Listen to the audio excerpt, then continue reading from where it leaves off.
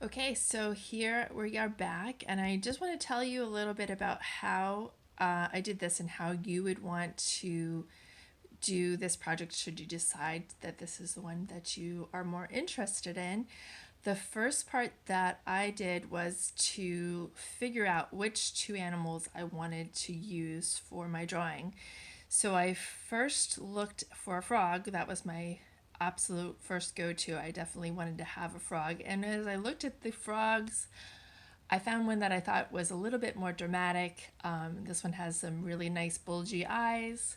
So I then looked at my frog and decided how and where I should put it in my composition. I did not start drawing until I figured out the second animal that I wanted to do. So I then found and looked at a couple of other animals. I first thought about doing a flamingo, but I realized that I didn't really have enough space on my paper to do both a flamingo and a frog head in the way that I wanted. So then I decided I would do a zebra for the back. So you first want to make sure that you figured out what two animals you'd like to use, and then do a quick sort of estimation for yourself on your paper.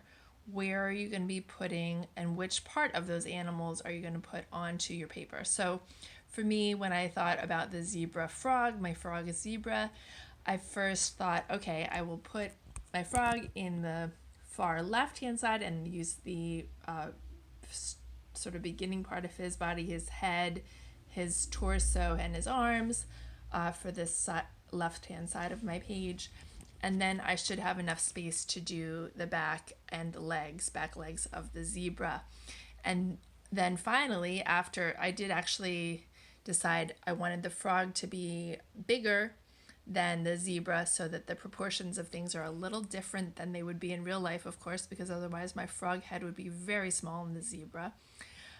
Then I saw that the front legs of my frog would be up in the air, even with him being large. So that's when I decided to finally add the scooter. And if you've done this part and kind of worked out those places that you want to put your two animals together, so it's usually two.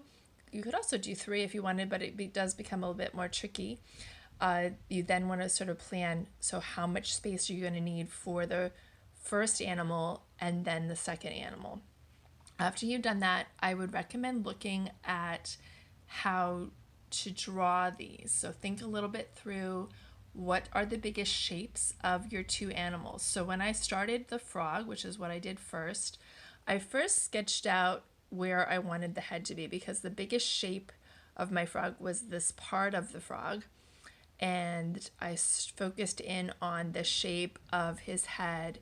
And if you can look closely, you can see that I have a lot of erased lines, and I talk about this a lot, but whenever an artist is working on their picture, they definitely are going to change it. So there's going to be places that they might have sketched first thinking that's where something should go, and then as they work more on it, they discover, oh, that's not exactly where it should be.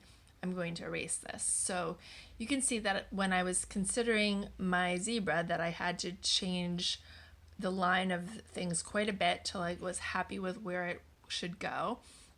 And then I was kind of debating on whether I wanted to have the zebra's mane, but then in the end I decided it looked kind of cool to have that on the frog and also tie the two together a little bit more. So I started out with the shape of my frog's head. Then I added his arms and I did them very loosely. I didn't draw this dark line until later.